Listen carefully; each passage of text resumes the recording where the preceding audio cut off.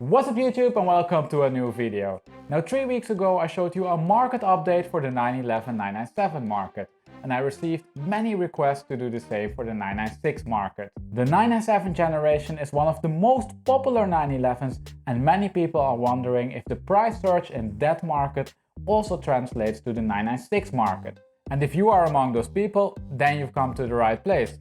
I will namely show you in a data-driven way what happened to the 996 values during last year and how this price change relates to some of the other cars. As always, let's start with a market overview before we look into the price changes. Over here we have the US market. The model year is displayed on the horizontal axis and the price on the vertical axis. Each car is displayed with a bubble and the median price points are indicated with the black axis. So what do we have here? Well, first of all you can see that there are 105 cars for sale. And this number only includes the Carrera and Carrera S models. Also, you can see that the median price sits at $33,000, but that prices vary a lot for these cars. The oldest, high mileage examples go as low as $16,500, but the most expensive ones will set you back $65,000. And of course, a lot of this price difference can be explained by the difference between the Carrera base and Carrera S models. So let's identify that. You can see now that the S models are a lot newer and also a lot more expensive. An S model will set you back $48,000 and this is $18,000 more than the base model. Alright, but what then about the differences between the manuals and the automatics? Let's also have a look at that. Well, the manuals are slightly more expensive, but as you can see from the graph, there is not much in it. They tend to be $3,000 more expensive. Yet, they also have a slightly lower mileage, so I wouldn't read too much into that difference. At least not at this aggregated level. Alright, we know now how the market looks, and that means that it is time to have a look at the price changes. We have now the date on the horizontal axis and the price on the vertical axis. And we can see that the full market went up in price. But not just any price increase, an increase of 40%. It's then also no surprise that this increase is statistically confirmed, so this means that it is unlikely that it is the result of chance. Now naturally, this means that the price increase is carried across the market. Cars from all model years and mileages went up in value. Now if we look then at the absolute values, then we can see that the median price for a 996 was $23,500 in June 2020, and that now, so 1 year later, the median price sits at $33,000. So that's an increase of $9,500. And if I remember correctly, this price increase is more or less the same as in the 997 market and perhaps even a bit more. We will now try to figure out if there's a certain market segment which drives this increase. Is it for example so that the S's increased more than the base models? Or are it perhaps the manual 4S's which are driving the increase? After all, this car is frequently hyped on social media. That and more is what we will find out now. But before we continue, if you like this data-driven way of analyzing car markets, please support this channel by smashing that like button. Thank you. Now then, let's start with the obvious question. Did the S models increase more than the base models? In orange we have now the price development for the S model and in blue the one for the base model. We can see that both cars went up in value, but also that this increase is slightly higher for the S models. Those went up with $15,500 or 47%, while this is $8,000 or 36% for the base model. So, the developments over here seem pretty similar, but is the reason for the price increase also the same? You can namely look at the price increase from various perspectives. Is there for example a difference between the coupes and the cabriolets, the automatics and the manuals, or perhaps even between the 2- and 4-wheel driven cars? Now all of that and more I already checked. And to my surprise there was no significant price driver. All of the market segments went up in price, and this doesn't happen that often. If we for example look only at the base market, then we can see that there is very little difference between the manuals and the automatics, the coupes and the cabriolets, and the 996.1 and 996.2 generation. The automatics went up with $7,500, while this is $7,500 for the manuals. And this means that the relative increase is more or less the same. For the automatics this is 39% and for the manuals this is 31%. Now if you look really close, then you can also see that the coupes perhaps increased slightly more than the cabriolets, but the differences are really small here. Now I even inspected this data at a more granular level, and this revealed that indeed all of the model years and all of the mileage buckets went up in price. I also did the same for the 4S market, but that market is so small that you can't really trust any of the breakdowns. There are simply too few observations in each market segment to say something reliable about the prices. So all in all, this is pretty good news if you are an owner of a 996. But as with many things, there might be one caveat here. You see, usually when car values go up, their sensitivity to the mileage increases. We all know these crazy stories of cars which lose a lot of money when they are driven only slightly. Let's have a look at the depreciation per 1000 miles curve to see if this also goes for the 996 market. Over here we have the mileage to price relationship for the base and the S market at two different dates. In orange we have the one of May 2021 and in blue the ones of June 2020. Now as you can see, the orange curve lays above the blue one because prices went up. Yet when it comes to the mileage sensitivity, you can see that there is hardly any change.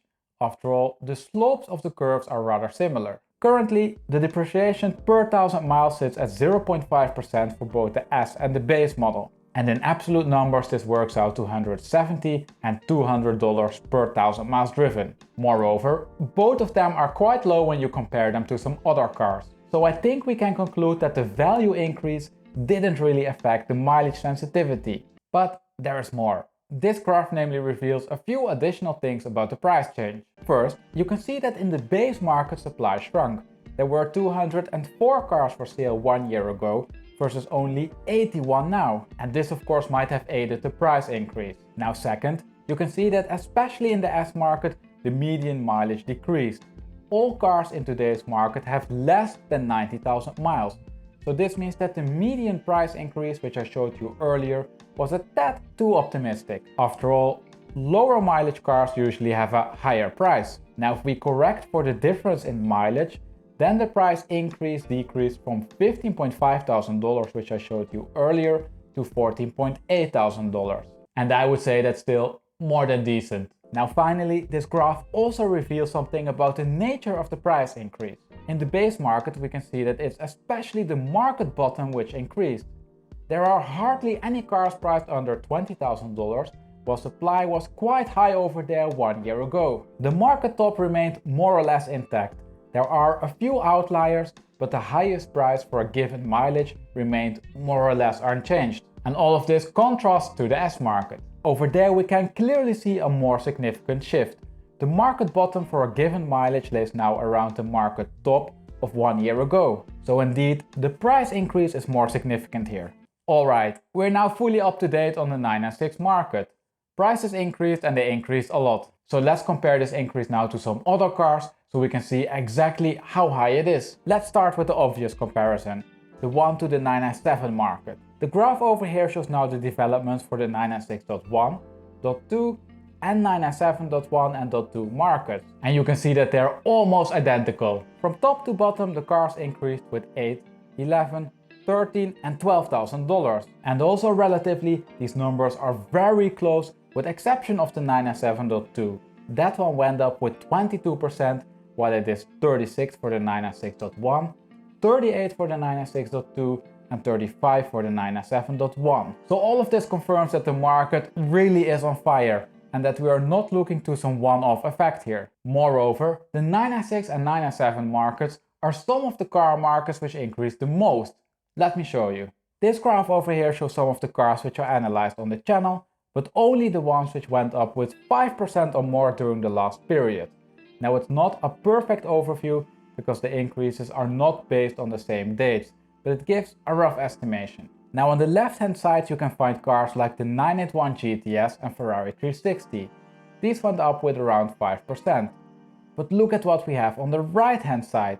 Some cars which clearly stick out from the rest, and these are almost all 996s or 997s. So I think it is fair to say that the 911 and especially these generations over here remain to be one of the most popular sports cars. And with that, let's wrap up and conclude. I said it many times and I will repeat it again. 996 values are soaring. There are only a few markets which saw such a large price increase and where the increase was also carried across the market. Literally all market segments in the 996 market went up. Moreover, the only other market which comes close in terms of value development is the 997 market. Now, based on the more recent videos in which I show you these price developments, I frequently get asked what will happen with these prices after the pandemic.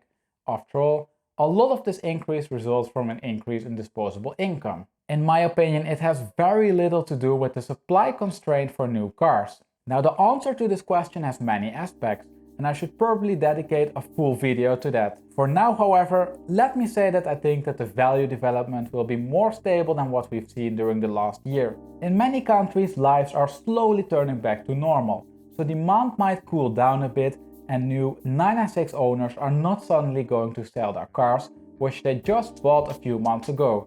So supply should also be relatively stable. But like I mentioned, these are just some initial thoughts. But with these thoughts, we arrive at the end of the video. Now, if you watched the full video and thought, well, that was pretty cool, but I actually would have liked to see it for a different car, please leave the name of that car down in the comment section. Once there are enough requests for a certain car, I will make a video about it. Also, don't forget to subscribe and click on the notification button so you will get actually notified when your requested analysis goes live. Moreover, it might even be so that I already analyzed the car. So head over to my channel and check out what depreciation analysis are already there. As always, thank you for watching and I hope to see you next week for a new video.